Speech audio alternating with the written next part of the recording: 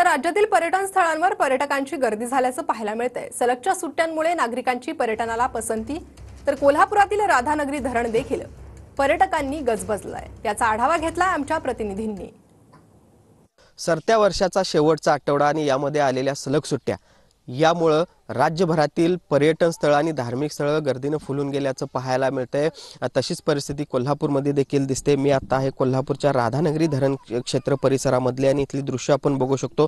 सकाळी सकाळी या सगळ्या धरण परिसरामध्ये धुक्याची चादर आपल्याला आहे ती पाहायला मिळते आणि त्यामुळे एक नयनरम्य दृश्य या निमित्तानं राधानगरी धरण परिसरामध्ये आपल्याला अनुभवायला मिळते आणि याचाच अनुभव घेण्यासाठी आता पर्यटक देखील या ठिकाणी येत आहेत। सकाळी सकाळी याचा सगळ्याचा आनंद लुटण्यासाठी हे पर्यटक कुटुंबासह या ठिकाणी आल्याचं पाहायला मिळतंय। माझ्यासोबत इथले पर्यटक आहेत, बोलूयात। काय सांगाल, कुठून आलेला आहात आणि काय नयनरम्य दृश्य कसं दिसतंय, कसं दृश्य दिसतंय? मी आता वारणानगरहून आलोय।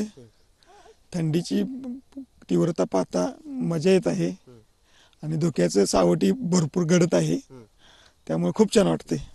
व्हिडिओ जर्नलिस्ट सुनील काटकरचं भूषण पाटील, TV9 मराठी, राधानगरी धरण, कोल्हापूर।